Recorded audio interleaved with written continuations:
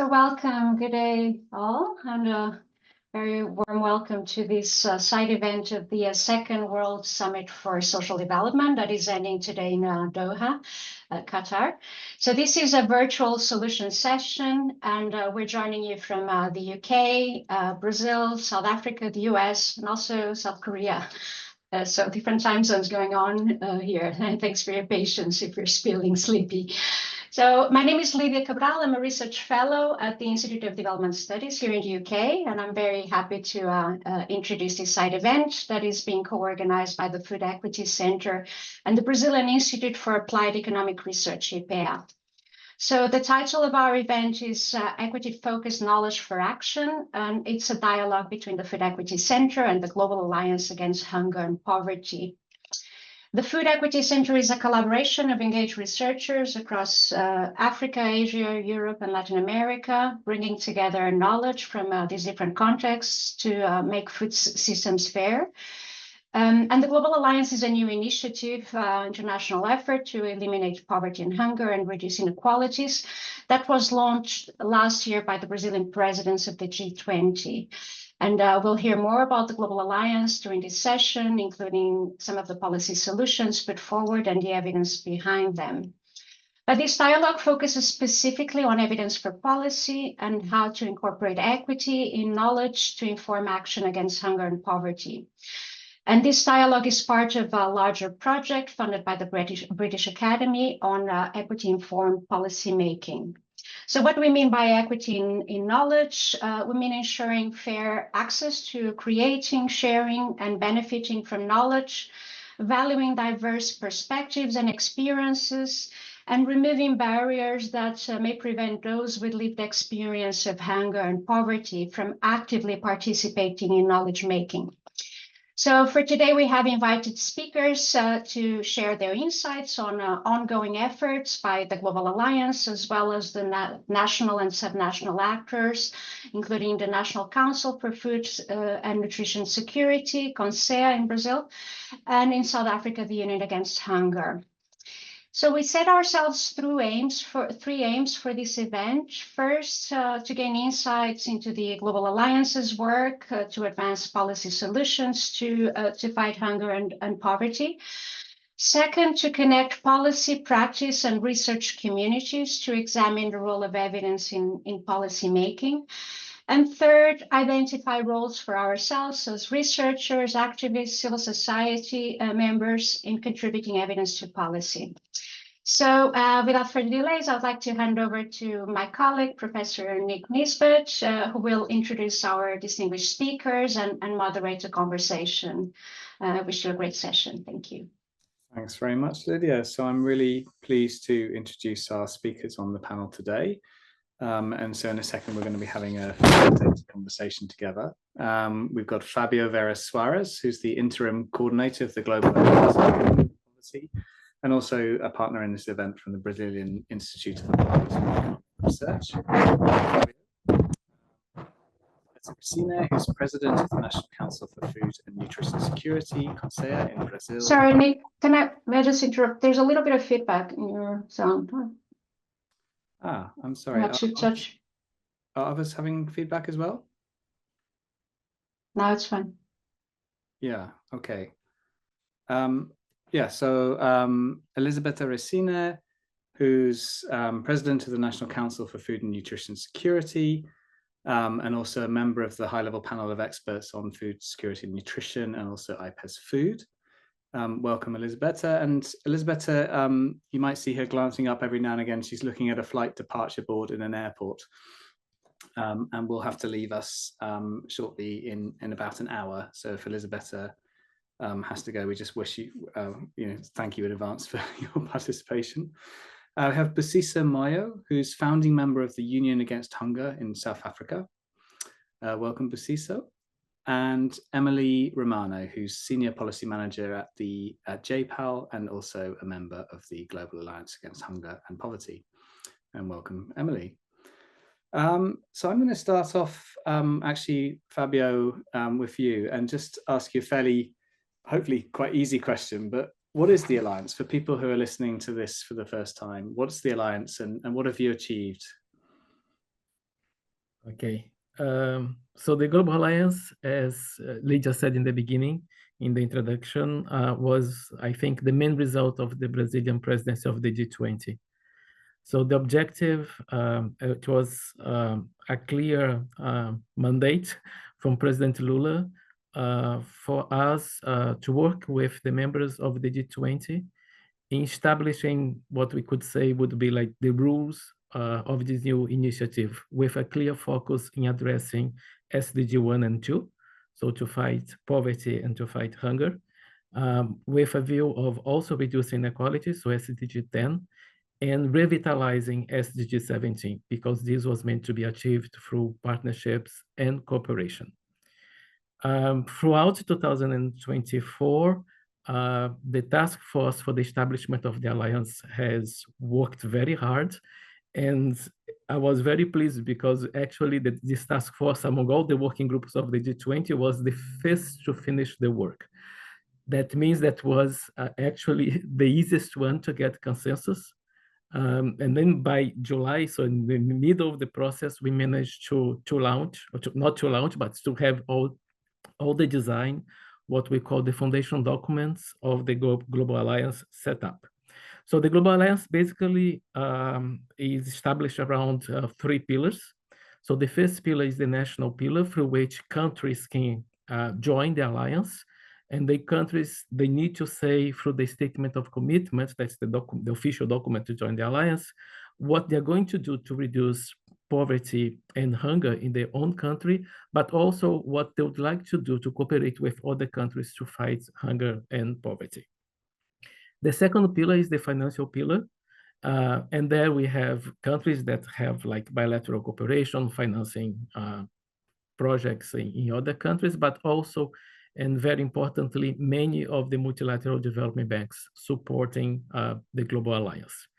The third one is the knowledge pillar. I think that's the one that we are more interested here.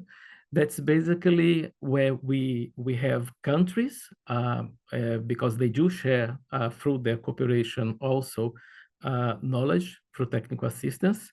But also we have several universities, research institutes or research departments of international organizations that can contribute to countries in order to put in place and to evaluate and to monitor the programs that can be implemented through the Global Alliance. And here we have what is a little bit at the core of the Global Alliance, the policy basket. That's basically a list of policy instruments. At the moment, we have 51 of these policy instruments. Some of them are quite general. But I think that what's more important in the Global Alliance, besides of having these policy instruments described in a general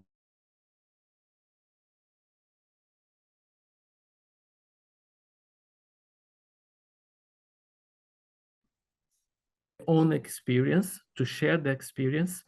And that's, I think, it's what can inspire other countries in order to implement programs that have been tested and that have been assessed that they do have an impact in reducing food insecurity, in reducing hunger, and also in reducing poverty. So basically, that's the idea of the Global Alliance. Thank you, Fabio. That was really helpful and very concise as well. So I appreciate that. But as you said, one of the aspects we're interested in the conversation today is the knowledge pillar. And I know that Emily and JPAL, in working with the Alliance, this is an aspect that you expect to be contributing towards. But yeah, so it'd be good to hear just a bit as a member how JPAL has worked with the Alliance so far. And what do you expect to contribute to the Alliance process going forward? Yes, great. Thank you so much. So just as a very short background to JPAL, we are a global research center, and our mission is working to reduce poverty by ensuring that policy is informed by scientific evidence. And we joined the Global Alliance a little over a year ago. And so far, our primary engagement with the Alliance has been through their fast track implementation planning process. And what these fast track implementation plans are plans that are prepared by national governments that describe government programs aimed at combating poverty and hunger. And then the plans help to kind of solicit financial or knowledge support from Alliance members related to those programs.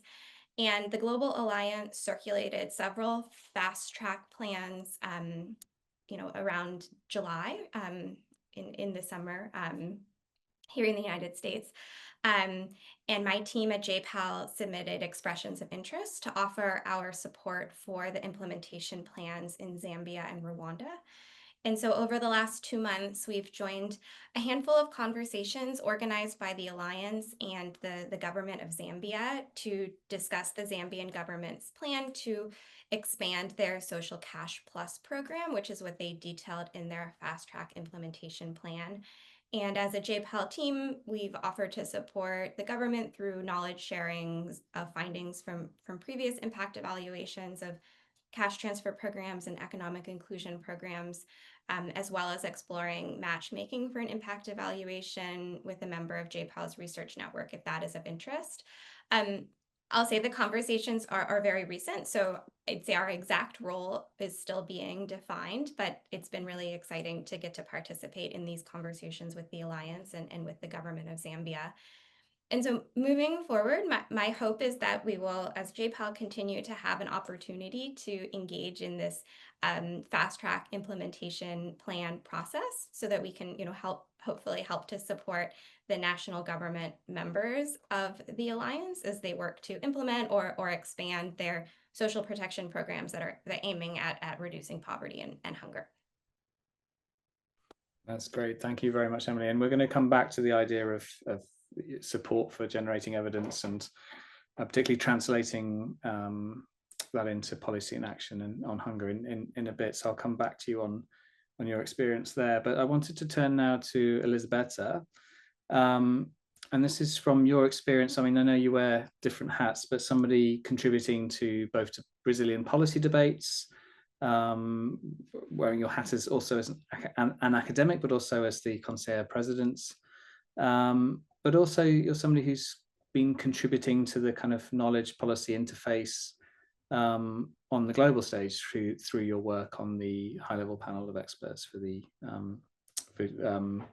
global Committee on Food Security. So from those various hats that you wear, what do you think has been the value of the Alliance to both to global, but also to national policy on hunger and poverty?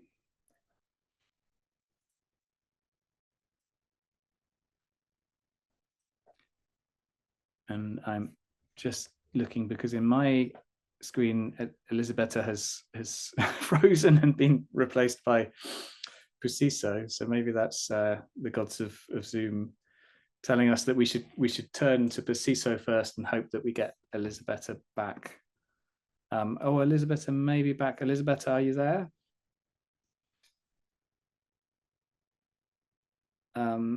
Yeah, I think while we just wait for Elisabetta's connection to improve there in the airport, Preciso, I'm going to turn to you instead. So from your perspective, or from a national perspective, which will supplement Elisabetta's perspective there from Brazil, from your national perspective in South Africa, but also from your perspective of civil society in South Africa, how do you think the Alliance could best support you in your existing efforts there to tackle hunger and poverty?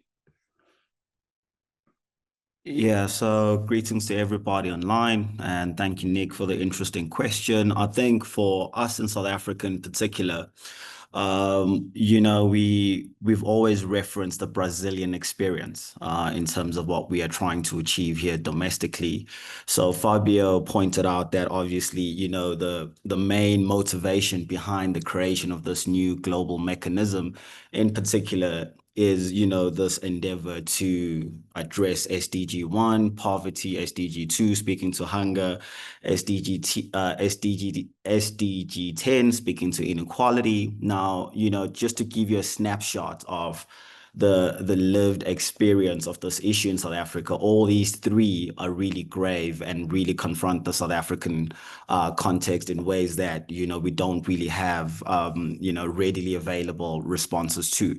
So, you know, our posture is such that we do embrace the Global Alliance against hunger and poverty. I think it's very welcome.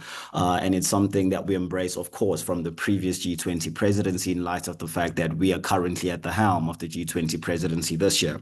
But I think crucially, at least perhaps for me, is that I had hoped that, you know, with the emergence of the alliance, the point of departure would be this acknowledgement that food policies in particular are not socially neutral.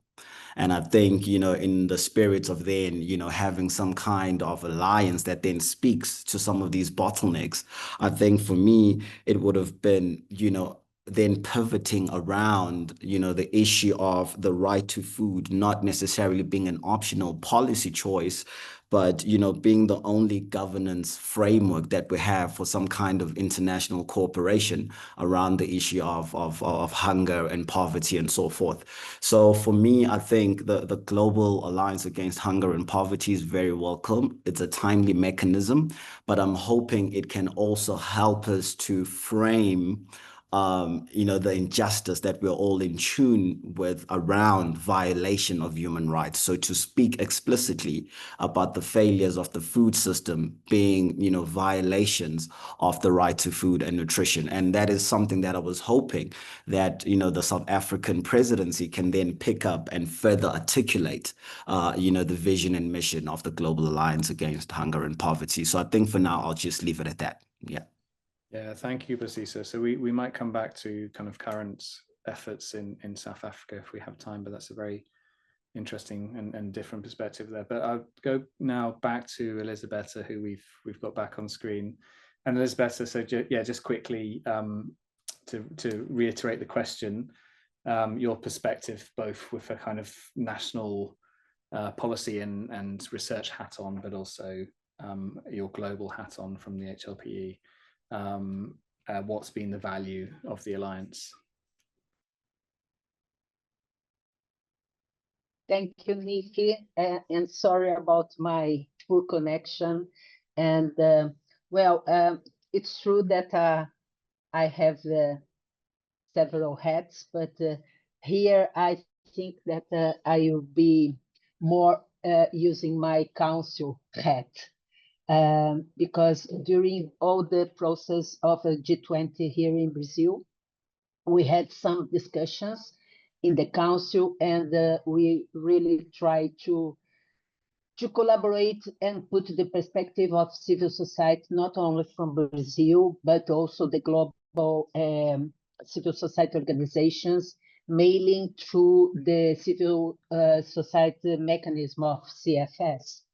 So I think that there is quite a consensus that Brazil has the legitimacy to propose a global commitment to eradicate hunger and poverty. Well, we have experiencing that between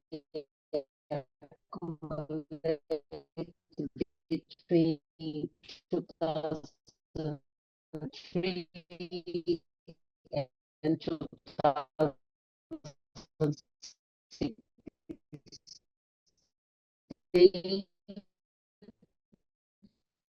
And now 23 to the present, that strategy that this debate with the eradication or at least the reduction of hunger as a goal.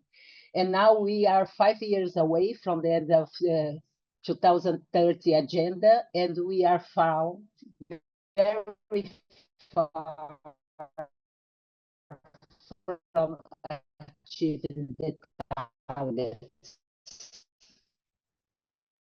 for all the goals, but particularly the second goal. And thinking about the importance of the global alliance, for us, immediately lead actors that may have contributed to the failure of the previous initiatives. And the Brazilian experience that is saying how it needs to be done. And if it's strategic importance to the question, what kind of governance is needed to guarantee the right to food for all people? And I would like to highlight 3 aspects that we consider relevant. The first one is that we cannot think about how multilateral agendas can be leveraged to effectively realize the right to food without first reflecting of how these agendas are formulated and how they are managed. In general, the problems repeated in these different proposals are related. First, the weakening of the whole of the governance as responsible for guiding and leading the formulation and management of multilateral agendas. The second one is the absence of instruments to guarantee the effective, autonomous, and self-organized participation of the groups most affected by these challenges, what we call the right holders. The third one is the absence of instruments to ensure procedures to recognize and address the profound inequality to be involved in these agendas. The first one, I presume, or we presume, that is the strongest quality of the Global Alliance. Considering its experience, Brazil has defended and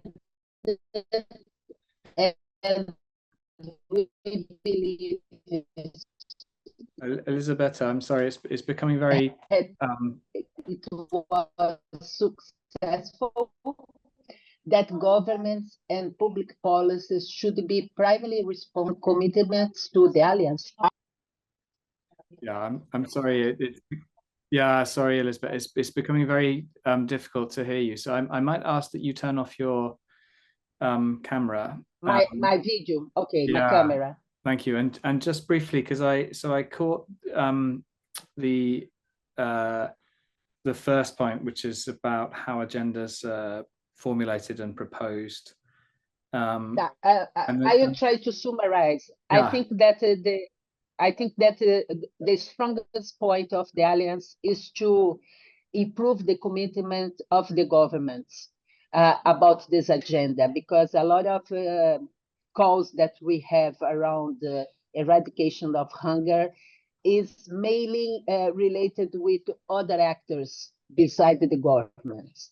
But thinking about the 4 points in the discussions that we had in Conselho, one of the points that we think that the weakest ones, it's about to be more specific and more direct about the importance to improve the participation of civil society organizations that here in Brazil are the responsible for our best policies.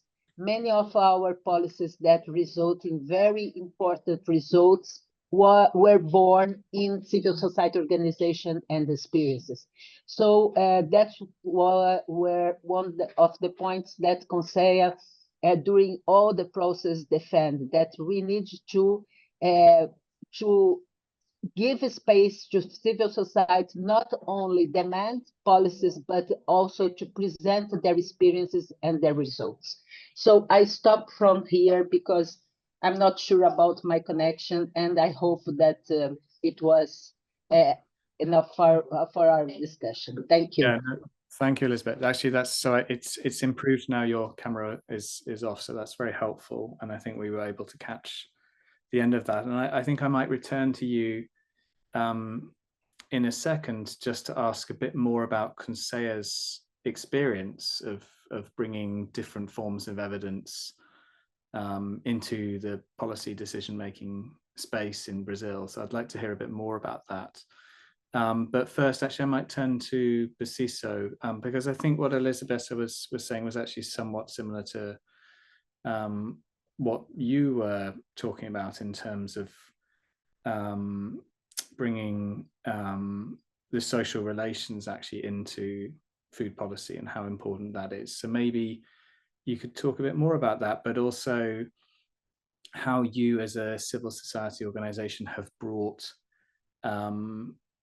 generating evidence into your policy and action against hunger at a national level. Yeah, so thanks for that layered question, Nick. I think what is key, of course, is about, a reflection on the role of non-state actors, within the alliance, first and foremost, to say, what sort of accommodation has been given to non-state actors. And for us here in South Africa, in light of the fact that obviously we are at the helm of this G20 presidency, so we were hoping that there would be some kind of vibrant agenda that then ensues around, the fact that we are now at the forefront of forging ahead with the alliance. But however, I think what is then crucial in terms of trying to then take up space, because obviously the experience has been somewhat hollow. This G20 presidency has come and it's almost gone for the South Africa, for us as South Africa. So where we are now, it's about, trying to foster unlikely partnerships. All right, because what happened was that, we have seen a whole range of actors emanating from different sectors having an investment in the agenda setting of the G20. And part of that was then trying to carve out a space to say, for non-state actors, what elbow room do we have insofar as having a seat at the table, being part of that agenda setting, but also drawing back to what Elizabeth has said, speaking to our own lived experience with this issue. And I think part of what we've been doing as civil society, in particular in South Africa, with the formation of the Union Against Hunger, is that the main motive behind our efforts has been this attempt at trying to find the point of convergence, right, amongst key working class formations in South Africa. So trying to speak to the labor movement, trying to speak to civil society, roping in academia as well closely within this. But also, it's not just about, speaking to the traditional players. It's also about embarking on this exercise in a very unorthodox manner, because this conversation is very elitist in nature. So part of it is about how do we make it palatable to those at the bottom of the pyramid who are actually, grappling with hunger and poverty and inequality. So in South Africa in particular, we have this very vibrant human rights heritage that we have, and we have a codification of socioeconomic rights articulated within the South African Constitution. But the challenge has been, how do people put a claim on the right to food in comparison to other socioeconomic rights, speaking to the fact that ours is a context of the highest inequality in the world, speaking to joblessness, speaking to landlessness, and also remembering that, there's a business and human rights conversation as well that we need to reference, within this conversation. So in light of all of that, what we have been forging ahead with has been, this capacity building exercise, right? So to try and break down, the content of the right to food and nutrition in particular, but zoning in on the role of the state as a principal duty bearer, but in the same breath, intervening in the space with a sense of humility and sensitivity, because it cannot be that, we make it come across as though people are experiencing hunger and poverty and that's their fault. It's about drawing them closer to an understanding of some of the systemic bottlenecks that, bring about this very wicked problem. So it's been about the vocabulary we use. It's been about drawing closer to communities in an attempt to be in tune with their lived experiences in such a way that we can then speak to some kind of interface with communities that speaks to a hunger docket that gives us credibility as we establish our own legitimacy in the space. But however, speaking more broadly to the politics of place, when it comes to, the transfer, so to speak, of the Global Alliance Against Hunger and Poverty to the South African context, I'm afraid it's been very hollow. The state-crafted play has pretty much not embraced it in the spirit we thought that we'll be able to pick up from the Brazilians. So that's been the inspiration behind the formation of an entity such as the Union Against Hunger. We are now reaching out to key working class formations, also building this mass movement, all right, of hungry people in South Africa who will agitate and bring about some kind of militancy in light of the Overton, window that currently presents itself. Because in as much as we are talking about what's possible in South Africa, the policy roadmap or the policy landscape is currently under review. So part of that is about capacitating those as well at the bottom of the pyramid to be able to influence that process, to have agency, and to also to be able to, speak to their own concerns in a way that makes sense to them. So there's so much to be said, but I think in a nutshell, it's about understanding what a human rights ethic means to these global platforms, in light of the fact that in South Africa, we have the strong heritage, but when it comes to this interface with the alliance, with the G20,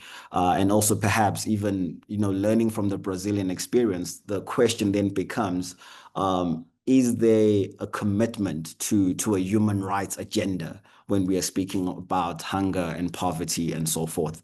So yeah, maybe I can just nip it at that for now. Thank you, Basisa. So we might come back to you, but I'd also like to turn to Elisabetta in a minute just to talk about that Brazilian experience again. But before I do that, actually, I might come to Emily next, because I know, Basisa, that one of the demands that the Union Against Hunger has is actually improving some of the improving the policy context in South Africa, and that includes kind of recommitting to South Africa's social protection programs and improving how those both cover the population, but also operate in practice. And I think that's kind of where your interests probably align or are in that kind of Venn diagram most strongly with Emily, because Emily, you were talking earlier about your work on social protection and how that the kind of work that you do at JPAL is quite important in those conversations with policymakers that can also form part of the advocacy picture. And ultimately, the Global Alliance is about advocacy for better policy on hunger and poverty. So I just wanted to hear a bit more about your experience, which I think is going to be quite different, but I think is also very important and relevant in this space. So maybe you could say a bit more. I think it was Zambia earlier, what you said, where you've been doing some support for the acceleration aspect of the alliance. Thanks. Yeah. Thank you for that question. I think maybe what I can do is give a little bit of kind of an overview of how at JPAL we kind of approach like the kind of evidence to policy pipeline and kind of some of the different pillars of our work, and then share an example of that in practice, which I think I'll use maybe a different example than Zambia, just to kind of show something that's like a little bit more complete, but still very relevant to social protection and combating poverty and hunger, like we're talking about today. But so JPAL takes kind of a three-pillared approach to thinking about the generating evidence and translating that evidence into policy and practice, and making sure that that evidence is accessible and understandable to people kind of regardless of their background. And so that involves generating new research, informing policy and practice, and then building capacity for data-driven decision-making. And so, first, we are generating new research, funding randomized evaluations on kind of questions we identify around unsolved problems, constraints, policy priorities. And we have, research staff on the ground who are helping to support our affiliated professors' field research. But maybe one thing I'll note is that we have kind of an online, a lot of free online resource library, featuring materials that anyone can access who is interested in learning more about evaluations. I think maybe more relevant to this conversation are the second and the third pillars, first around informing policy and practice. And so that is where I work in the social protection sector, and really kind of our broad mission is trying to bridge the gap between academics and policymakers in a few ways. We're developing and disseminating cross-cutting policy insights that bring together evidence from multiple studies into policy advice. And we're then working with government, NGO, foundation, private sector partners to help them understand how to apply global evidence to local contexts. And really, we're just trying to make research accessible for all, translating what can sometimes be like pretty technical language into more easily understandable findings and policy lessons. And I think this is one way that we hope to be able to help engage with the Alliance and support national government members of the Alliance. And then the third pillar, which I think connects to Busiso's comment, though maybe a little bit different, is around building capacity for data-driven decision-making. We train in order to kind of change the culture of government organizations and other partners that we work with. We train professionals in how to become better users and producers of scientific evidence. And so we have kind of a suite of different training resources that includes executive education courses, but also free online courses that are available to anyone with an internet connection.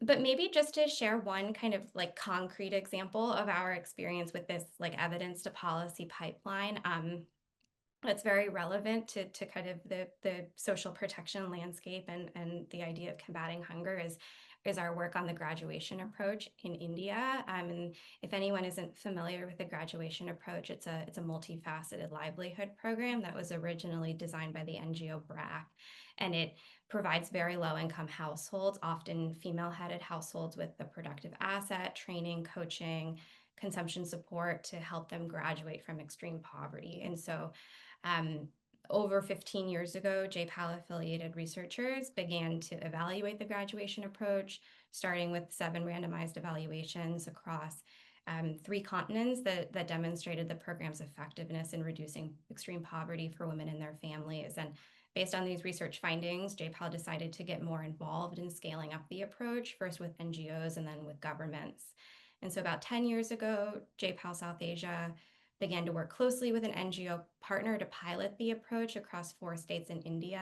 And a few years later, they provided support to a state government, the government of Bihar, as they decided to adopt and scale the program to reach hundreds of thousands of households, which represented one of the first and largest government-led scale-ups of the program. And then as of now, the JPAL South Asia office is collaborating with the national government and other partners to expand government-led graduation approaches to other states in India. And so I just wanted to share that quick example because I think it kind of provides an overview of how we kind of approach this evidence to policy pipeline at JPAL, which is maybe a little bit different from some of the other organizations represented on the call, but I think kind of shows how we hope to engage with the Alliance and kind of opportunities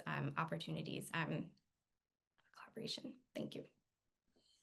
Thank you. That's really helpful. And I think because I'm going to now turn to Elisabetta to go back to that Brazilian national experience. I think what's been, as somebody who's an external observer of Brazil, having that kind of quite rigorous evidence base has been actually really helpful for then trying to bring that experience to other countries and saying, well, we can look at these evaluations of also Familia and other programs in social programs in Brazil, and we have pretty strong evidence here of seeing the kind of impacts that we would want to see. But I know also that Elisabetta, you are kind of, one of the things we've been talking about is actually bringing in different forms of evidence into that conversation. So the kind of connection between Busiso and Emily and yourself is also kind of bringing in different voices into that conversation. And that's what Conseil has done particularly well. So could you say a little bit more about your Conseil's experience now of generating evidence and translating that into policy and action for hunger, but also just really how you see evidence, what counts as evidence in this kind of space? Thank you, Nick. I will turn off my camera to try to guarantee my connection. That might, yeah. Okay. So just to summarize what I was trying to say in my first participation, I really would like to emphasize that eradication of hunger or poverty so requires not only political will, but also governance that combines the elements that I was presenting. So a strong government leadership, a clear accountability, equity among actors, and meaningful participation of those whose rights we seek to guarantee. When we talk about participation, I think that's also important to clarify that we demand for formal involvement in the process. Not we just it's not enough to, it's not sufficient just to be heard. We need the adequate conditions to participate and influence decisions and plan. And I will talk, as you ask, specifically about the experience of our council and how it has worked to propose and improve public policies. I'm not sure that everybody that is in this session is aware about what is Conseil, but Conseil is part of a national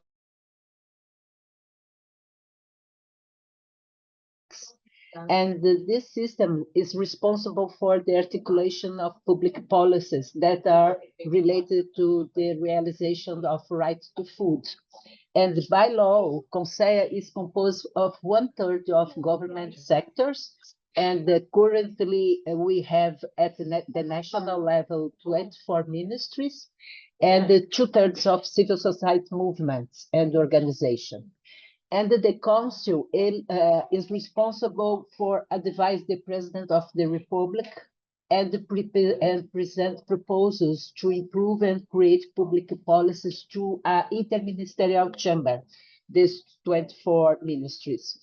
And another point that is really valuable for us is that the council has extremely diverse representation from civil society.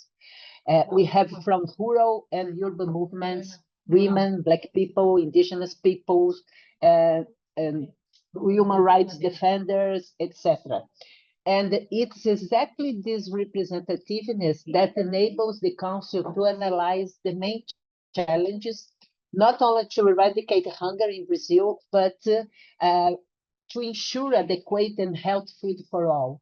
So civil society brings not only a detailed diagnosis of different realities that were experienced by our population, but also countless practical experiences to face these challenges. And this is exactly how we see evidences. It's not came only from academic source,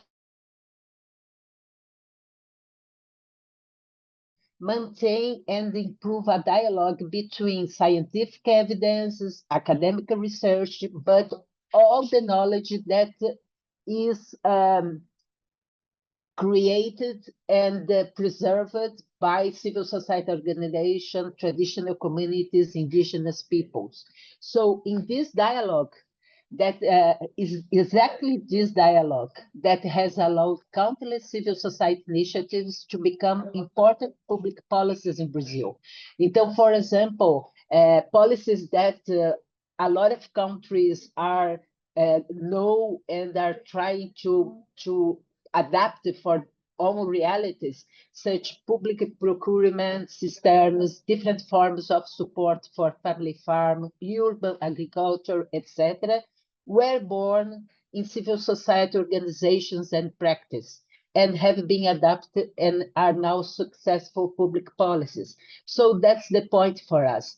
this is the add value for civil society participation, is to monitor, to improve policies, and to put in this space of sometimes it's very hard to discuss this kind of experience in a formal way to improve our policies. Thank you.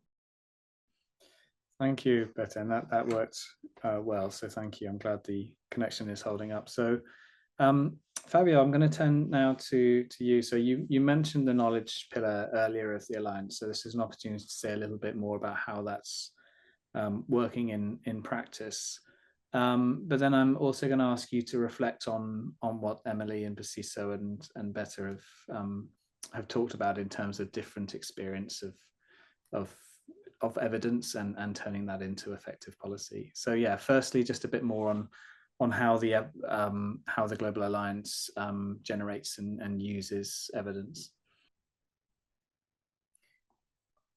Okay, so we are not in the phase of generating evidence yet because the Alliance, as Emily mentioned, is demand-driven.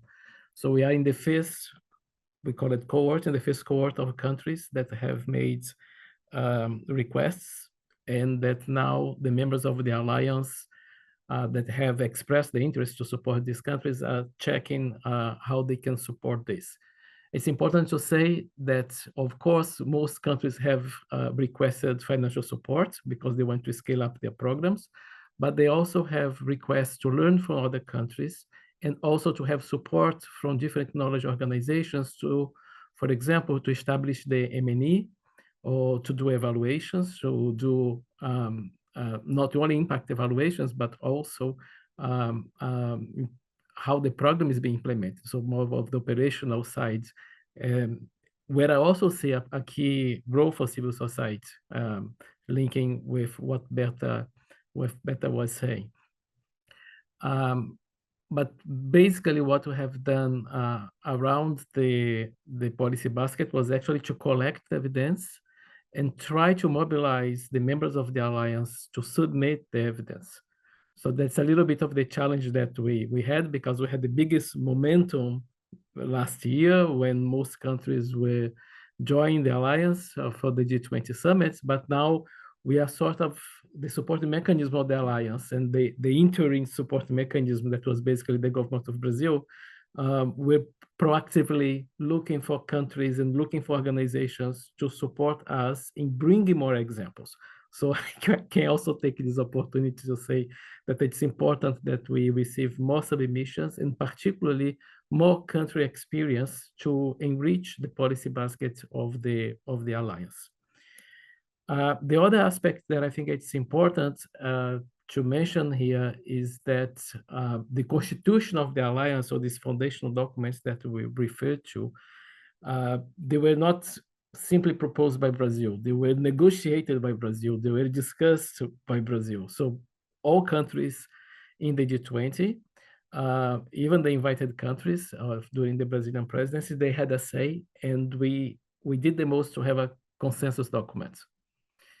Why I'm saying that? I'm saying that because not all countries, and I'm sure that Beta and the colleague from South Africa, Basiso, you know that some countries, they are not as open as Brazil, for example, to have society participating in the design, in the discussion, in the implementation of programs. So there are some barriers there. So what we tried to do was to leave it optional and to have a recommendation that civil society, philanthropy, private sector could get involved as long as the countries were comfortable with these involvements. That for the country that was requesting support, but also for the country from which the support was being provided. So that was a little of the way that we found at that moment to circumvent this process. In terms of the participation of civil society in the governance of the Global Alliance, we also had some changes recently this year. So, and I'm pretty glad to say that, because last year we had lots of resistance within the task force. But this year, for example, civil society now has a seat in the Board of Champions. Philanthropy, they have a seat of the Board of Champions, And I think that in the next meeting, it's going to be approved, which is quite important for our audience, a seat for the academic community. So universities that have joined the knowledge pillar, they'll be able also to sit there. And that's very important because there is where the governance of the alliance is. There where the guidance and the orientation of the alliance will be discussed and the priorities of the global alliance will be discussed. So that's to say that even though the documents of the alliance were very like government oriented, there have been changes that have opened up a space for a more active participation of the civil society and academics and philanthropy in the governance of the global alliance. The other thing that's important to say is that the core of the global alliance is actually the matchmaking. So it's basically how the different members of the alliance can cooperate and support the requests of a country when the country puts forward these requests. So most of our energy will be around this process. So that's the moment where any member of the alliance, including civil society organizations, they can say, look, I would like to give my support. We have experience in doing the monitoring of this program. We have experience in doing participatory evaluation, and we would like to share this experience if it is the interest, for example, of Zambia to learn from us. So there is this space there. And the other thing is that's important. That's the second bit. That's the bit that we haven't started yet, is that once we have the implementation plans being executed, that we do generate knowledge. And that knowledge feeds back into the policy basket.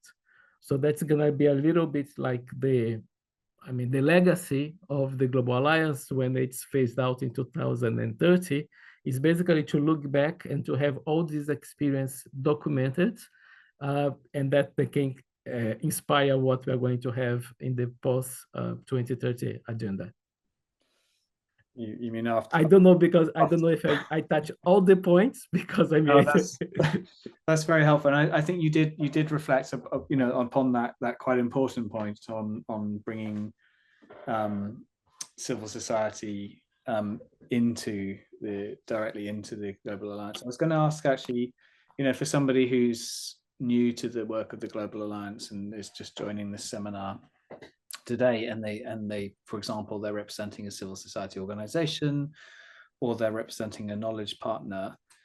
Is there a kind of what's the route via which they can get more involved? Is there a kind of direct route of joining, or is it through their own governments? What's the kind of pathway for that mode of engagement with the Global Alliance? So the focus of the Global Alliance is more on the international cooperation. So I would say if it's a big civil society organization that has a network or has the capacity to provide support to other countries, then they should join the alliance. If that's not the case, what they can do is to get in touch with the representatives of civil society in the Board of Champions, and then try to form a network that would support the Global Alliance, so the countries that make requests to the Global Alliance. I should say here that IDS, for example, is not a member of the Global Alliance. IDS has not submitted the state of commitment. Yeah. So you would have to act through the representative of the academic side when it is set up. But IDS is more than welcome to join the Global Alliance. That welcome is noted. So there are different ways of participating. And also civil society in a country in which the civil society thinks that the country should make a request, they can also put pressure on the governments to come forward and ask the Global Alliance for a request. So that can be another channel in which civil society can get involved. Yeah. So I was going to ask for reactions, but I guess that's an answer to the CISO as well, who, there may be other countries in which civil society actors are frustrated perhaps with the pace of change on some of these issues. And so it sounds like Basiso, with relation to the alliance, it's looking at who is on that civil society network for the alliance and actually working through those channels. But I just want to kind of hand that back over to you for a reaction. How can, as somebody, I think it's a tall order really to say to the Global Alliance, how can you support Basiso? Because I don't think that's and Basiso's advocacy and the Union Against Hunger's advocacy in South Africa, because that's not actually the purpose of the alliance. But your work is very important at that national level in raising issues of hunger and poverty. So there has to be a question of what would be most helpful to you in the alliance's work going forward. Yeah.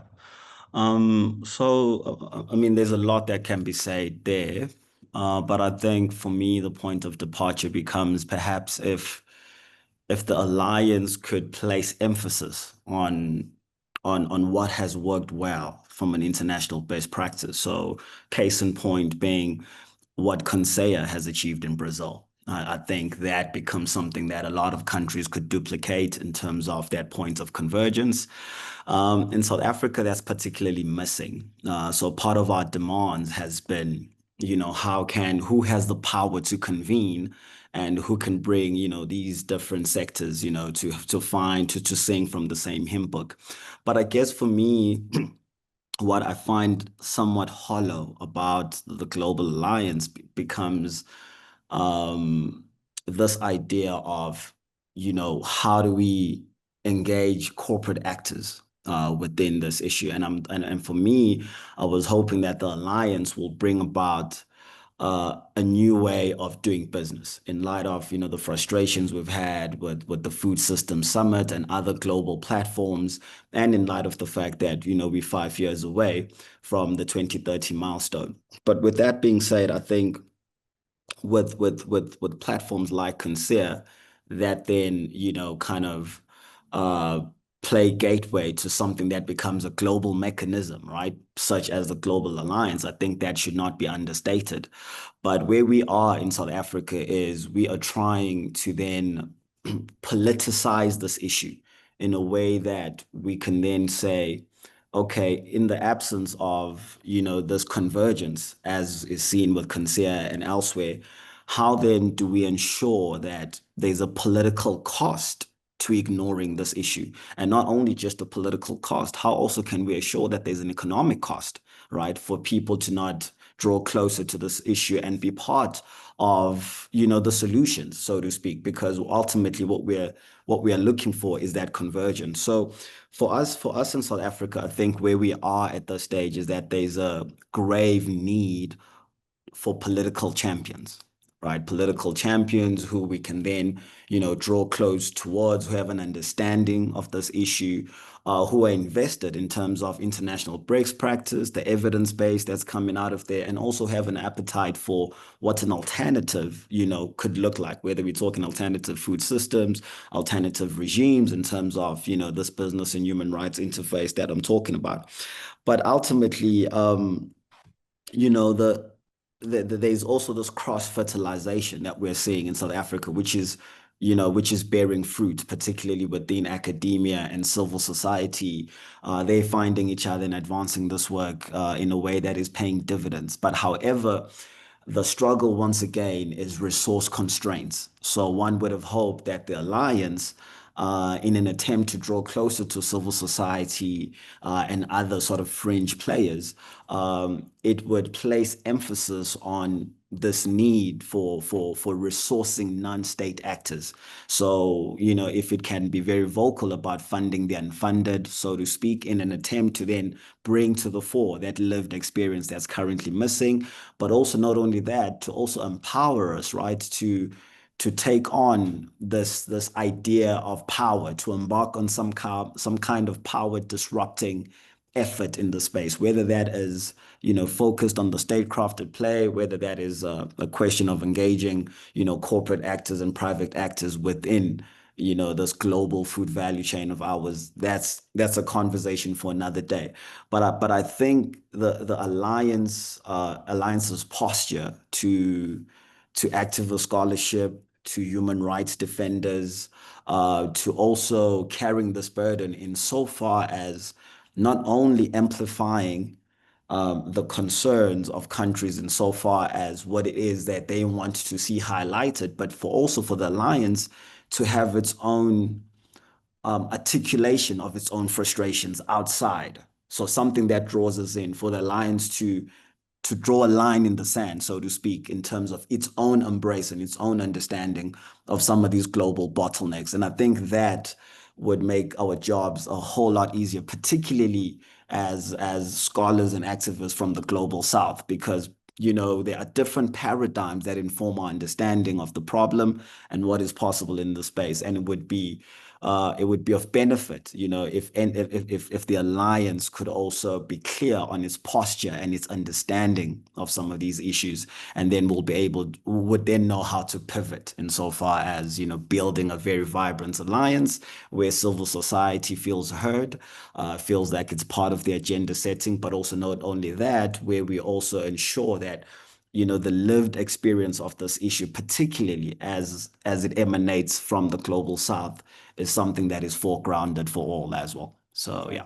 So thank you. That's fantastic. So I might come back to, I think we're going to come back actually to Fabio and other panelists at the end, just to kind of have some final thoughts, and he might want to kind of come back to that. But what was hearing actually, that the kind of CONSEA itself, it would be interesting to know whether the experience of CONSEA has been written up and is part of the policy basket. I don't know if because that sounds like it's policy, it's process as well as policies that might be important in thinking about how to replicate success in tackling hunger at a national level. So that sounds important.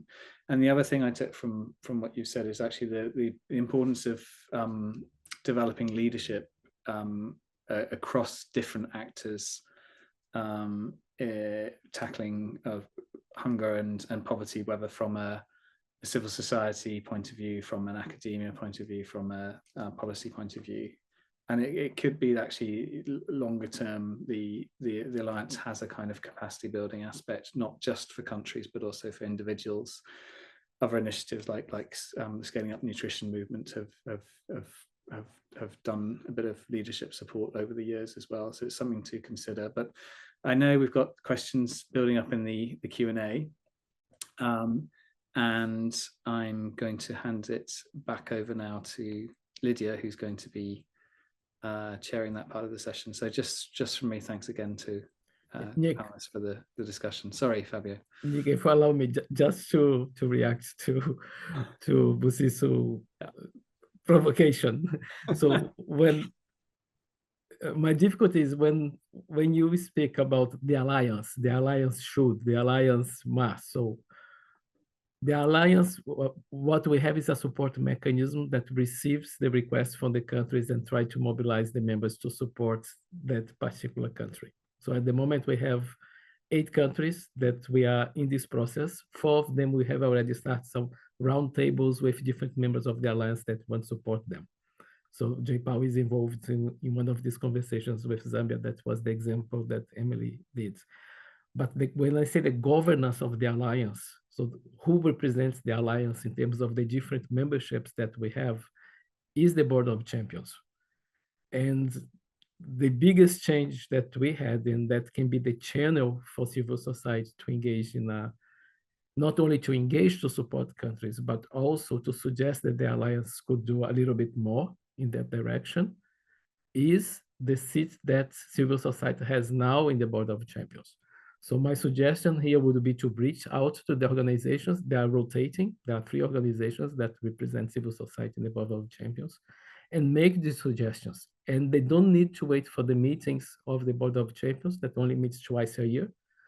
They can make this suggestion actually by email, by communication, and then it can be circulated. And then we can actually, for example, ask a new meeting, an extraordinary meeting of the Board of Champions to discuss these proposals. So these are things that can be done through the alliance. But that's the board of champions of the alliance. So it's a collective where we have countries, where you have international organizations, civil society, and the philanthropy.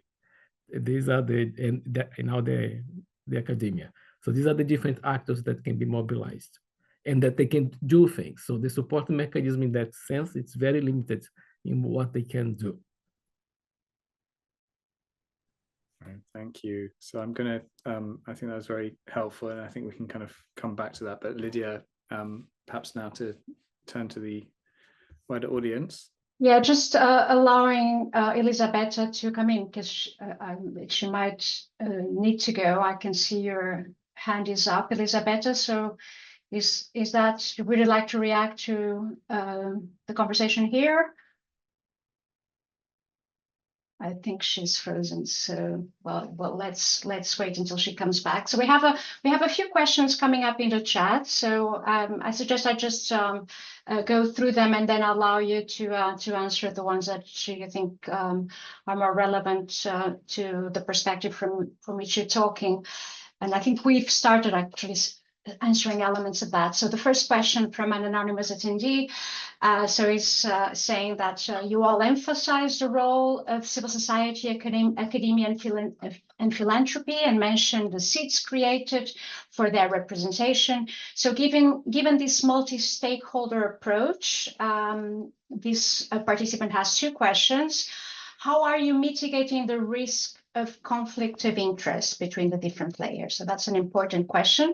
And then the second one, which Fabio started answering, what is the process for selecting the specific institutions that represent each sector? And I think this is something perhaps that it would be quite interesting to hear Elisabetta and Bassisto also reflecting on from the perspective of CONSEA and Union Against Hunger, this issue of representation of the people that they're seeking to benefit. We have a question around the policy sort of transferring process between different settings. So this is from Marina Lazarotto de Andrade, who's part of our British Academy project. Hello, Marina. So Marina is asking, how can we account for the inherent context dependency of evidence when transferring policies from one context to the other? What types of evidence or analytical frameworks do we need to ensure that the policies are adaptable and effective in a new context? So some reflections on the policy transfer process and the evidence requirements in relation to that would be quite useful. We have a question from our colleague Jody Harris, who's thanking you for a great overview of the Alliance globally and in countries. And she's asking speakers to reflect a little bit more on the politics of the evidence they use or need. So maybe this includes how they use evidence or learning that is shared from other countries or contexts compared to evidence or learning generated specifically about their own contexts. So we have those questions there. Well, let me just add the fourth one, if I may, and then we do a round. This one is coming from Brasilia, Marcelo Agner, a Brazilian researcher from the University of Brasilia, working in the area of social spatial impacts of supermarketization in Latin America.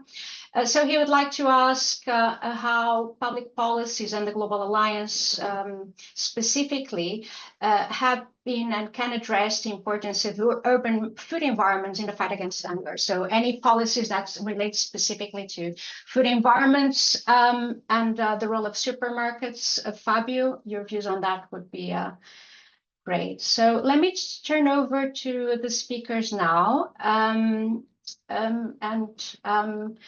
Who would like to go first? Betta, perhaps since you're time constrained, would you like to come in first, and then we'll continue the round?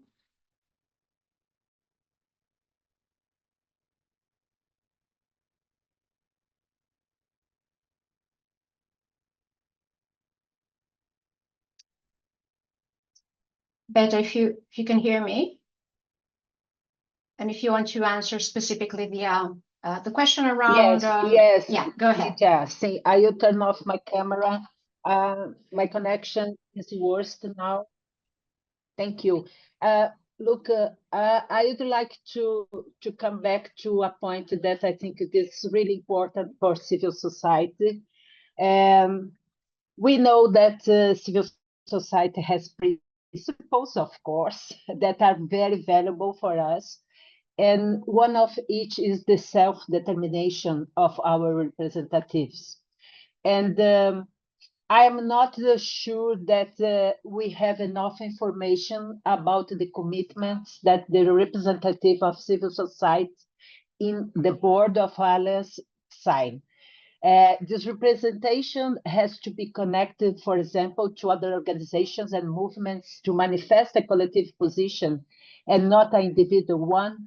I think this is crucial, and it's not a detail, as we have a lot of sad examples of capture of our representativeness, where we see individuals or individuals, not a person, but our organization declaring that its position is collective, and this is not necessarily true. We know that civil society organizations and civil society movements defend the common good is facing a lot of challenges, considering different dimensions, for example, of corporative capture. So legitimacy is crucial for us. This was, for example, one of the important problems of civil society, global civil society organizations, with the Food System Summit, for example. So I think that the point is that my colleague from, my partner from South Africa point out about representativeness and who is talking about who, and who positions are being declaring about collective importances or demands is really important.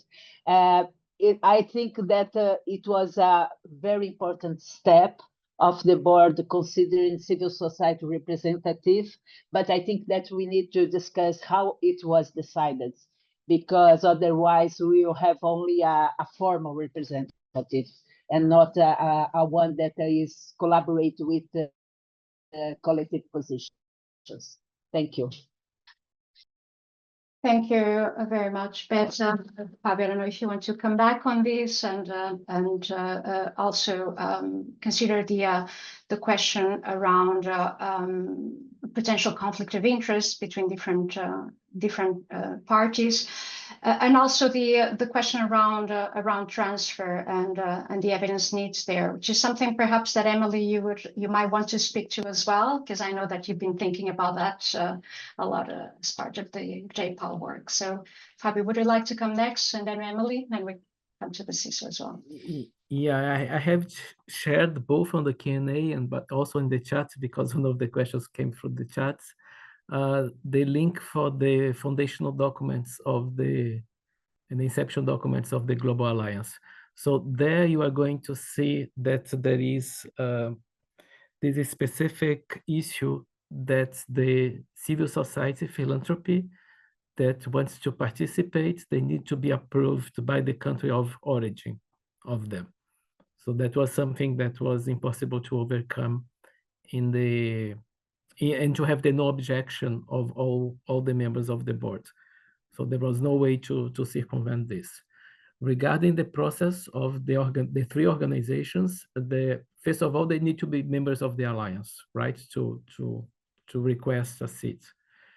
So they have submitted together a letter to the board presenting their case and promising to represent the voice of civil society. It was not immediately approved in the meeting. That was the February meeting of the Global Alliance. So actually, the government of Brazil, as the interim support mechanism, had to negotiate with the countries that were opposing this idea, which took some time. So then in the end, it was approved. So we cannot, for example, establish the criteria for how the civil society will get organized as supporting mechanism. I'm speaking here as supporting mechanisms. That if there is any complaint, if What I would say would be the first step would be to establish a dialogue with the three that are currently rotating with these seats to see how they can actually be a hub, or how this rotation can be sort of amplified. But in that case, it's important to keep in mind that we need to go again to the countries to get the name of the organization approved, because it was approved, these three organizations, and then we need to approve them individually. So this is to say that it's actually a country-led initiative in that sense. So we need to build consensus. So that was the question. How we deal with this conflict of interest, it's through consensus. If there is an objection, then it doesn't, I mean, the idea that has been proposed, it doesn't fly. So it needs to be by consensus. The question that I think it was Marina, right? The question on the, so this question, Marina, that needs to be dealt with by the organization or the country that have expressed the interest to support a specific country. So this process that JPAL is having now with Zambia, for example, JPAL can bring the experience that they have had in other countries to Zambia, and then they establish this dialogue on if this idea is, I mean, something that's adaptable or not for the country. So the Global Alliance, and specifically the support mechanism, doesn't get involved in that aspect. I'm going to make a parallel here, because during the negotiations, for example, of the criteria for a policy instrument to be part of the Global Alliance, some organizations in some countries, they were suggesting to have a rank of policy instruments according to some cost-benefit analysis. So, and then the alliance would actually put emphasis on select the set of the best policy instruments that have been identified by the literature, which would imply that we would need to have only impact evaluations, or that the impact evaluations would have, the quantitative impact evaluations would have a much higher weight in terms of the policy instruments that would be supported by the alliance. That was something that didn't fly. And again, because we basically said that's a decision of the country. The country, for some process, they may have a preference for one program over the other. What matters for us is that we have evidence that these programs have worked in different places. And then they can come here and they can be part of the Global Alliance, and they need to follow the 5 criteria that had been established by the task force.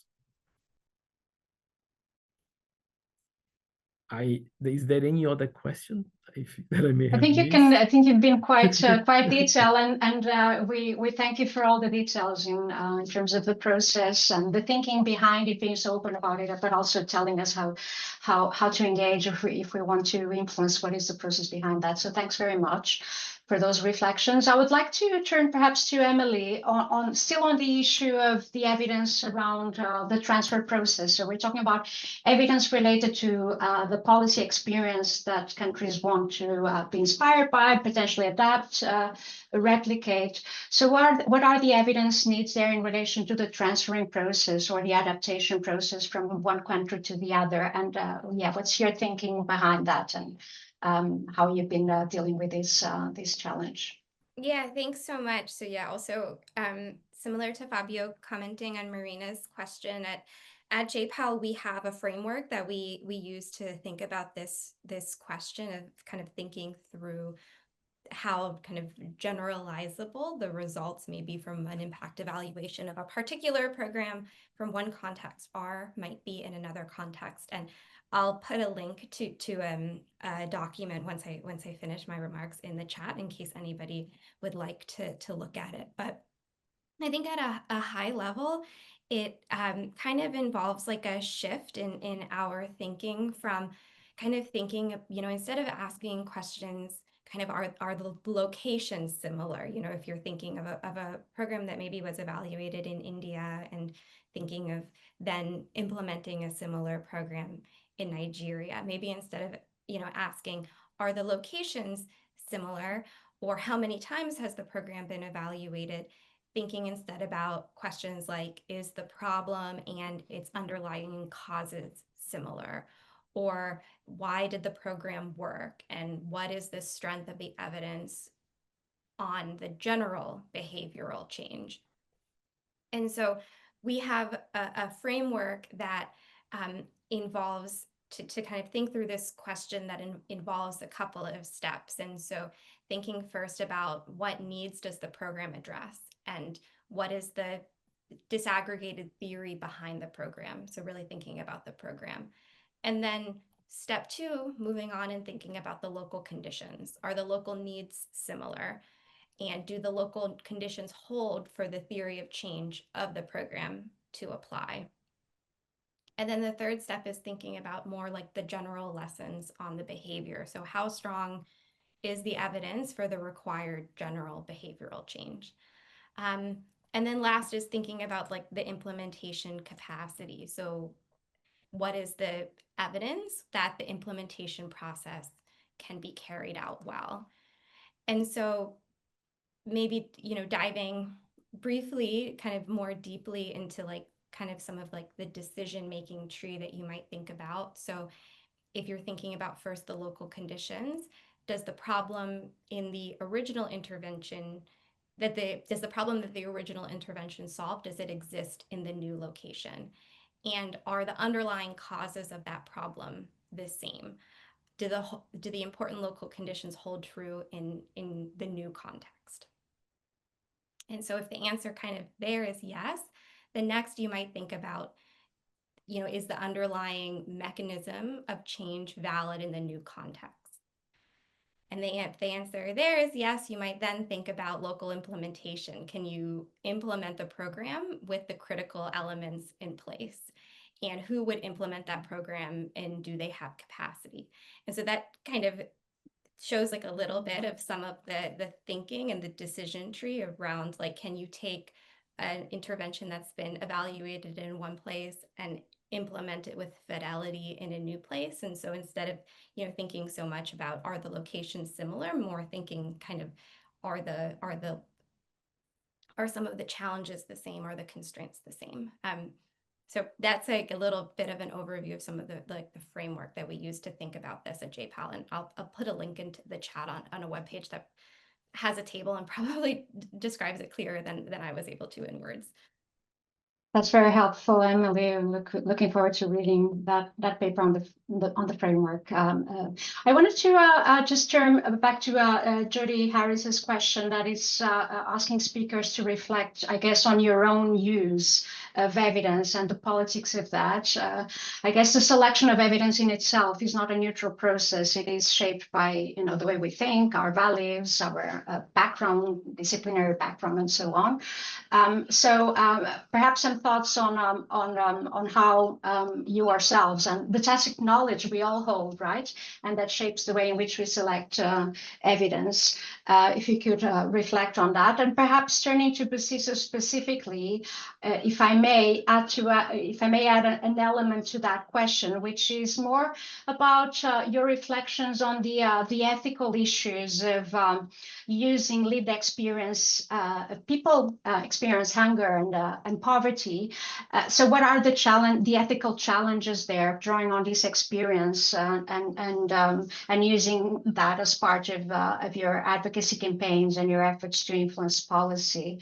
So for everyone, just a reflection on your own use of evidence and how you deal with the politics of evidence in your own work, and then Bociso more on the ethics of drawing on people's individual personal experiences of what might be quite traumatic sort of experiences.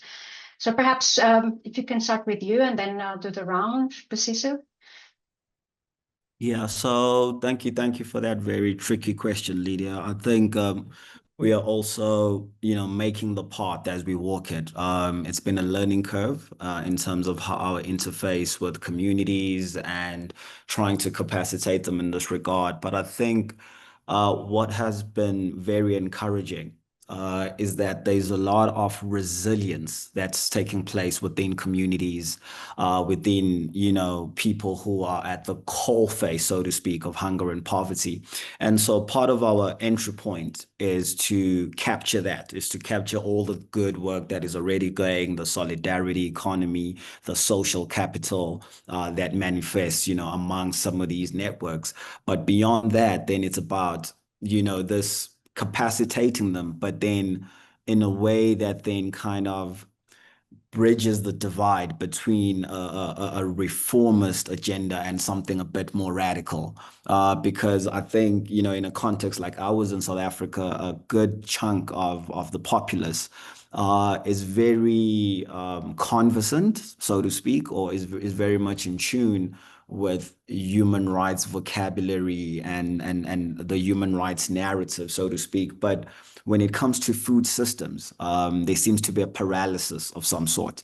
So that has been, a low-hanging fruit in terms of us saying, do you even know that there is a codification of the socioeconomic right, constitutionally speaking? What does that mean for you? What is your understanding of that? Let's talk about, what a nourishing food system for all in South Africa looks like. But because we are burdened by inequality in particular, that becomes, the struggle, especially when I speak about this divide between those who embraced more of a reformist agenda, that speaks to the life cycle of advocacy, so to speak. And then there are those who are embracing more of a radical posture that speaks to action over rhetoric. Things need to change, and things need to change now, insofar as putting a claim on these human rights. But ultimately, where we find common ground and where we somewhat speak to some of these sensitivities is in, holding the space for communities of practice. That's something that has paid dividends. So we've got different communities of practice emerging throughout the country. Largely, we've got task teams that are very much, readily available to engage people in terms of, where the struggle is located, what the policy landscape looks like in terms of that overturn window. But more importantly, what we also need to remember is that in a country like ours, what underpins much of this conversation are things that have to do with, the struggle around land and agrarian reform. So when you zone in, deeper into the food question, there are sensitivities around land reform, agrarian reform, and, grappling with this history of dispossession and so forth in a country such as ours. So that has been a major challenge for us in terms of how do we, forcefully intervene with the vibrancy and the activism that we want to see take center stage, but also trading softly, because we do not want to be given to easy analysis in light of these broader contexts and these broader bottlenecks that kind of interfere with this issue. And then I just wanted to say, perhaps as well, when we also lean on this idea of multi-stakeholderism in particular, I think largely that's where our biggest frustration lies, particularly as the Union Against Hunger, because when everybody is somewhat responsible when everybody is somewhat responsible for the problem, accountability and liability become elusive. All right, because we all come together in the spirit of multi-stakeholderism. And I think it's high time that we shift the dial insofar as having some kind of force field analysis that can tell us, in terms of who's against us, who's for us, and perhaps, the alliance can bring that to the fore insofar as saying what has been the major stumbling block globally insofar as a concerted effort in bringing some kind of coherent global collective action effort to address this particular issue. And I think this inability to name and shame, this inability to hide behind the guise of multi-stakeholderism in particular has led to the regression of the right to food and nutrition, particularly in countries like ours, where we know that super predatory capitalism is very dominant. And these are even ideological challenges when it comes to the statecraft at play. And I could go on forever, but I think for me, it's about, how do we take on a militant posture in light of all the stop-starts that we've had, bearing in mind as well that we are 5 years away from the 2030 milestone.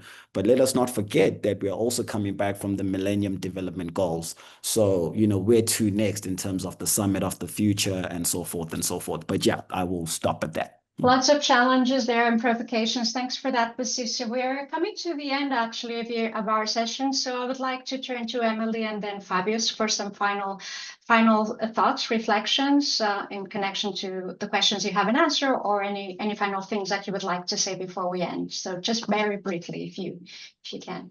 Thank you. Yes, thanks. I will be really brief because I know I think we have about 1 minute left, but I would just like to thank everyone for inviting me to this discussion today. And I certainly learned a lot from the panelists. My role at JPAL is kind of focusing on trying to identify those policies and programs that are, effective at supporting low-income families and ensuring against shocks and breaking poverty traps. And, I look forward to being able to continue to work with the Alliance and the other organizations represented on this call to try to continue in this fight as we move toward 2030, as we've talked about today. Great, Emily. Thanks very much. Fabio, you have the final word, and then I'll thank everyone. Okay, Lydia. No, just to thank you and to say that for us, it's very important to have this space to be able to speak about what the Global Alliance is and what the Global Alliance is not. And I think it's important to make the Board of Champions more visible, because they are the ones that actually dictate how we are going to move forward. And to say that those who are members of the Alliance, or those who want to be a member of the Alliance, it's quite important for us that use the Wikipedia. Actually, we have a Wikipedia dedicated to the policy baskets, and that we registered, and that you submit some ideas, country examples that we can, for us to enrich the policy baskets, because there are many programs that are not there, including, just to address one of the questions, the supermarketization. There are several policies that could be included in the Alliance related to that, but they are not there yet, including the whole discussion around the importance of labeling and awareness campaign about nutrition. All this is still missing. So if anyone listening to us, you could get in touch with a member of the Alliance that could submit this type of intervention, would be quite important. Thank you very much, Fabio. And there were several questions we haven't had a chance to answer, so I think the conversation continues. I would like to thank you all for being here, for being so candid, sharing your thoughts and experiences. Thank you also to Elisabetta, who had to leave just a little bit earlier to catch her flight. I think we very much managed to achieve our goal, which was to connect policy practice and research and have this conversation, this knowledge brokerage as part of this dialogue. So this very much is a process that needs to continue. And yeah, we're very happy to continue this conversation with you all, and yeah, supporting the Alliance as well as the efforts on the ground in Brazil and in South Africa to make the right to food more visible and a central element of the global governance for food and nutrition security and justice. So thank you very much from our side, the Food Equity Center, and yeah, watch this space and have a good day.